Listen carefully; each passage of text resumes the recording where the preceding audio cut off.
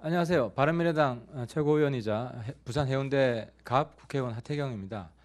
오늘은 이재명 도지사를 선거법 위반 혐의로 추가 고발했다는 사실을 알려드리기 위해 나왔습니다. 어제 하셨죠? 예, 어제. 네, 어제 오후 3시. 오후 3시에 어디 성남? 성남지청. 어제 오후 3시에 성남지청에 고발장을 접수시켰고요. 고발을 직접 고발장을 작성하고 접수시킨 분은 바로 제 옆에 계신 저희 당의 장영하 위원장이고 이재명 은수미 특위 전 위원장을 맡으셨습니다. 그 내용은 이재명 지사가 선거 기간 동안 김혜경 씨 관련 거짓말을 반복적으로 했다는 겁니다. 근데 이 상식적으로 그렇잖아요. 부부가 어떻게 그 해경군 김씨, 투이 씨, 김혜경 것이면 그걸 모를 수가 있겠습니까? 근데 모른다고 줄기차게 이야기를 해왔다는 겁니다. 그것이 바로 허위사실 공표죄에 해당되는데요. 이 건으로 재판받으면 100% 지사직이 떨어집니다. 왜 떨어지냐? 선거법 위반 판단 기준은 그 사안이 선거에 얼마나 큰 영향을 미치냐로 판단을 합니다. 근데 해경군 김씨가 김혜경, 즉 이재명 당시 후보 부인이었다는 사실이 알려졌다면 아마 경선에서 이재명 후보는 떨어졌을 거예요. 그리고 설령 되었다고 하더라도 본선에서 엄청난 표심이 이동했을 겁니다. 때문에 이 사안은 물론 다른 사안도 있습니다. 그 형 이재선 정신병 강제 입원 등등 사안도 있지만 선거법 위반 고발된 여러 가지 사안 중에 가장 파괴력이 큰 그런 사안이 됩니다. 그래서 그 구체적인 내용을 우리 바른미래당의 장영하 위원장을 통해서 자세하게 한번 듣도록 하겠습니다.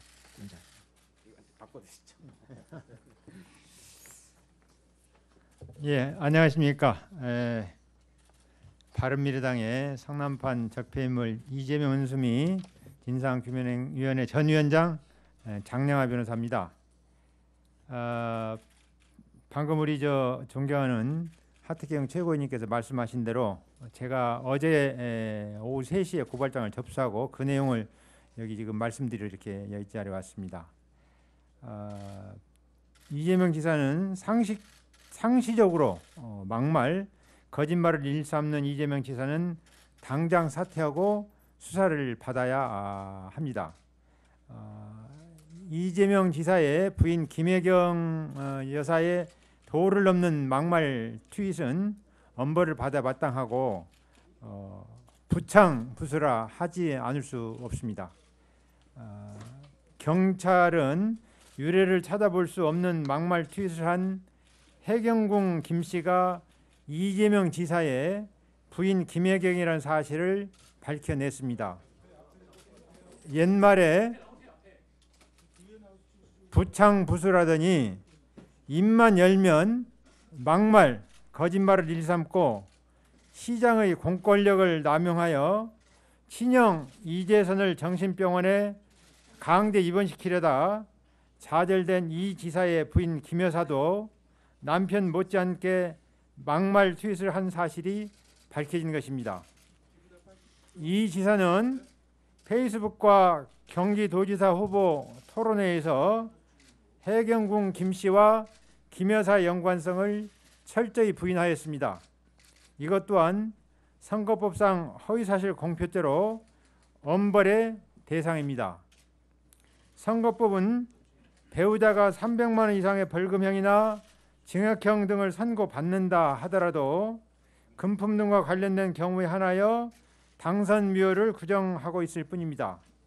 김 여사가 해경궁 김씨 사건으로 300만 원 이상의 벌금을 받는다 하더라도 법률상 이 지사에게는 아무런 영향이 없는 것입니다. 대다수의 사람들이 그럴 수 있냐라며 그것이 심히 부당하다고 생각하는 것으로 판단되는데 그런 부당함을 막기 위해서라도 허위사실 공표죄에 해당하는 이 페이스북의 글, 또 방송 토론 그런 내용에 대해서 엄벌할 필요성이 시급했습니다. 지금까지 성남판 적폐인물 이재명 은수미 범죄에 대하여 진실을 밝혀서 처벌받도록 앞장서온 사람으로서 이 지사의 위 범죄 행위 또한 반드시 처벌받도록 앞장서지 않을 수 없었습니다. 이에 본인은 어제 수원지방검찰청 성남지청에 이 지사의 위 범죄 행위를 처벌해달라고 고발장을 접수하였고, 모레 24일 날 소환 조사라는 이 지사에 대한 피의자 신문을 앞두고 오늘 저녁 시급하게 고발인 진술을 받기로 예정되어 있습니다. 민주당의 안민석 의원도 지적하였듯이 이 지사의 이런 여러 범죄 행위 중에서 가장 심각한 것은 친형 이재선에 대한 정신병원 강제 입원 시도 행위입니다. 성남시 모라토리엄 선언의 허구성을 날카롭게 지적하는 언행으로 자신의 심기를 건드린다고 하여 성남시장의 공권력을 남용하여 친형 이재선을 정신병원에 억울하게 강제 입원시키려 시도한 범죄 행위는 다른 어떤 범죄 행위보다 악질적이라 하지 않을 수 없습니다. 따라서 그런 범죄 행위를 결정적으로 증명할 수 있는 이 지사의 이재선에 대한 막말 통화 내용을 추가로 공개하여 국민 여러분께서 현명하게 판단하시도록 돕고자 합니다. 지금 언론이 여러분에 배포된 그 보도 자료에 그 유튜브에 지금 올라가 있고, 그 부분을 여기서 하나만 좀 제가 알겠습니다. 네. 그러면 그 부분은 지금 여러분에게 나눠드린 보도 자료에 그 유튜브에 올라 있습니다. 그래서 참고해 주시기 바랍니다. 이상입니다. 다시 자리를 바꿨습니다. 저도 여기서 알았는데요. 오늘 장혜원 위원장님께서 오늘 저녁에 고발인 진술 받으러 6시 반에 성남지청 성남지청 출두를 하신다는 거는 새롭게 알려드리고요. 이 추가 고발하게 된 배경은 그렇습니다. 지금 김혜경 씨가 허위사실 명예훼손으로 고발이 되어 있는데, 김혜경 씨가 유죄가 나온다고 하더라도 법적으로는 이재명 지사하고 무관합니다. 선거법에서는 이 돈으로 뇌물 이런 게 아니면 가족이 유죄를 받아도 본인은 영향을 받지 않습니다. 그래서 이재명 본인에 대한 허위사실 공표죄, 이게 명확하기 때문에 고발하는 게 필요하다고 판단했고요. 그러면 이게 왜 유죄가 될 가능성이 높느냐 이겁니다. 쉽게 말씀드리면 본인은 진실을 알면서도 거짓말을 했다 이러면 허위사실 공표죄가 되는 겁니다. 지금 경찰 발표가 사실이라고 전제하고요. 그러면 거짓말은 명확하잖아요. 예를 들어서 이재명 지사가 지금 3가지 지금 증거 자료인데 왜 거짓말이냐? 저희 아내는 트위터, 페이스북 이런 걸 하지 않습니다. 계정도 없습니다. 이렇게 자기 페이스북에 올해 4월 5일 선거 전에 올렸단 말입니다. 이 선거 전에 했던 이야기여야 됩니다. 선거 전에. 근데 경찰이 트위터 계정이 김혜경 씨라고 인정을 했고, 또 당시 TV 토론할 때 김용환 후보가 이 이메일과 전화번호는, 이 트위터의 이메일 전화번호는 부인께 맞지요 하니까 조작되었다고 생각한다. 조작이라고 그랬거든요. 그러니까 사실이 아니라는 거죠. 그죠? 그래서 이것도 지금 거짓말이고, 또 남경필 후보도 당시에 해경군 김 씨가 후보님의 부인일 거라는 믿음이 있다 하니까 이재명 지사가 아닙니다라고 단정적으로 답변을 한 게 있습니다. 이렇게 이야기하면 이재명 지사는 아니 설령 그 트위터 주인이 김혜경 씨 내 부인이 맞다고 하더라도 나는 몰랐다 이렇게 또 우길 수가 있습니다. 그래서 이재명 지사가 부인인 것을 알 수밖에 없었다는 그런 증거들을 다시 여기 오른쪽에 정리를 한 건데요. 하나가, 아니 김혜경 씨가 인터뷰에서 침대에 누워서도 나는 내 남편과 이재명과 같이 SNS 한다. 본인이 지금 이야기를 한 거예요. 본인이 함께 SNS 한다. 아니 함께 SNS 하는 사이면 자기도 부인이 트위터 한다는 걸 모를 수가 없다는 거죠. 거기에다가 어제 이거 빠졌네. 그 해경궁 입시 아이디로 접속한 장소가 이재명 씨 자택이라는 게 나왔잖아요. 그러니까 침대에서 한다는, 그리고 이메일 접속도 집에서 하고, 이게 확인이 된 거고요. 그 다음에 좀 중요한 건데, 이건 우리 장영호 위원장이 말씀해 주신 건데, 이재선 그 가족이 아니면 알 수 없는 그런 정보를 해경궁 김씨 트윗에 많이 지금 올려놨어요. 가족이 아니면. 예를 들어서 이 부분은 장영호 변호사 제가 빠진 게 있으면 추가로 설명해 주십시오. 예를 들어 뭐 이런 게 있어요. 해경궁 김씨 트윗에 친동생 장례식을 문자로 알려줘서 가는 친오빠도 다 있네요. 이게 무슨 이야기냐면 여동생이 있습니다. 여동생이 사망을 했는데 그 장례식을 문자로 알려줬다는 거예요. 이거는 가족이 아니면 어떻게 합니까? 이런 사실을. 그러니까 이 해경궁 씨 트윗 내용 중에 보면 이재선, 이재명과 어쨌든 가족 관계가 아니면 알 수 없는 내용이 있다. 이걸로 그 이재명 지사가 모를 수가 없다는 거죠. 그래서 제가 여기까지 말씀드리고요. 제가 좀 빠뜨린 거 됐나요? 그리고 아까 그 우리 장영하 위원장님 말씀하신 뭐 정신병원 관련 사안이나 요거는 한 번 더 기회를 잡아가지고 다시 발표하도록 하겠습니다. 예, 요거는 일단 마치겠습니다. 고맙습니다. 저는 다시 컴백합니다. 조금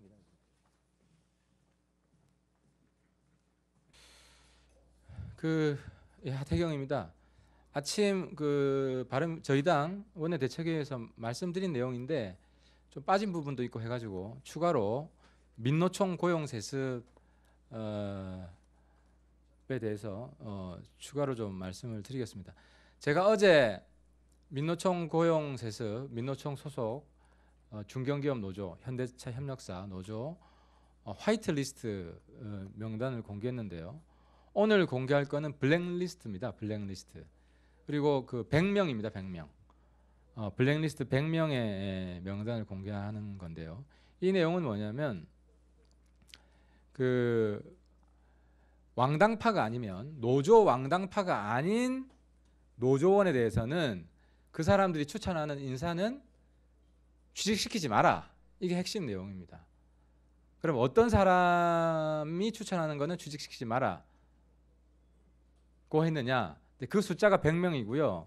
그 두 부류인데 한 부류는 이제 다른 경쟁적인 계파 조직입니다. 노조 내에. 이게 72명이고요. 여기서 이 이름이 다 나와 있습니다. 그리고 나머지 한 30명 정도는 과거에 2011년부터 13년 사이에 고용 세습을 시킨 전력이 있는 사람들입니다. 이 사람들이 경쟁 관계에 있는 사람들인 것 같아요. 그래서 이 사람들 이름도 쭉 제시하면서 이 사람들이 추천하는 거는 취직시키지 마라. 근데 중복되는 인물이 있어가지고 100명 정도 됩니다. 합해서. 그래서 이거는 그 근로기준법상의 채용 방해 행위이기 때문에 명백한 불법입니다. 그리고 고용정책기본법상의 평등한 공정한 기회에 대한 부분도 위법이고요. 그리고 일각에서는 민간 회사는 뭐 단협이 있으면 이렇게 고용세습해도 불법은 아니지 않냐, 도덕적으로는 지탄을 받아도 그래도 불법입니다. 그 단협 자체가 위법이고 고용노동부에서 그렇게 판정을 했고 법원에서도 판례가 있습니다. 단협이 있어도 그 단협 자체가 효력이 없는 단협이기 때문에 불법이라는 판례가 있습니다. 이 명단이 공개됨으로써 왜 대한민국 청년들이 취직이 안 되냐 명확해진 겁니다. 올 초에 이 회사는 12명을 뽑았는데요. 그중에 10명을 고용세습을 통해서 뽑고 2명을 일반 채용한다고 했습니다. 그러니까 80~90%는 노조원, 그중에서 왕당파, 노조 왕당파 자식들이 취직을 하고 우리 불쌍한 일반 대한민국 청년들은 2명 정도, 한 10%, 많으면 20%, 20%가 취직이 되는 겁니다. 그래서 대한민국 청년들이 그렇게 일자리를 찾기 어려운 이유가 바로 핵심적인 이유가 바로 민노총 때문이었다는 사실이 입증이 된 겁니다. 그래서 제가 아침 우리 원내대책에서도 요청을 했지만 민노총은 이 사실을 알았는지 몰랐는지, 알았다면 왜 묵인했는지 이걸 모를 수가 있습니까?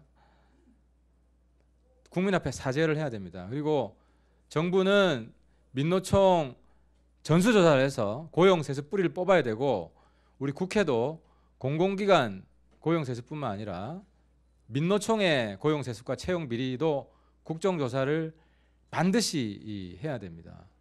그리고 추가로 말씀드릴 것은 이 소식지 원문을 곧 다 배포를 할 건데요. 여기 보면 좀 이게 뭐지 이해가 안 되는 내용이 있습니다. 그 부분은 제가 우리 기자분들 도움을 좀 빌리겠습니다. 취재를 통해서 그 내용을 좀 밝혀주시기 바랍니다. 예를 들어서 올 6월 달에 20명 추가 고용세습 요구를 했습니다. 노조에서 회사에. 이것 때문에 회사가 너무 과도하다 열받아가지고 폭로를 한 건데, 여기 보면 한 명은 면접만 봐주세요 이런 게 있습니다. 이게 뭔지 면접만 봐달라는 게 이게 좀 미스테리합니다. 그래서 미스테리한 내용이 또 있고, 요거 말고도 이 명단이 쭉 나오는데요. 명단 중에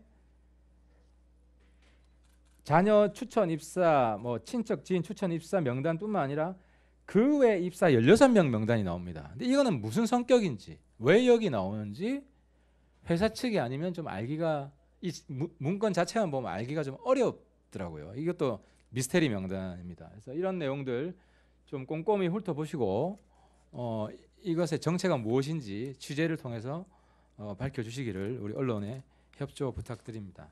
감사합니다.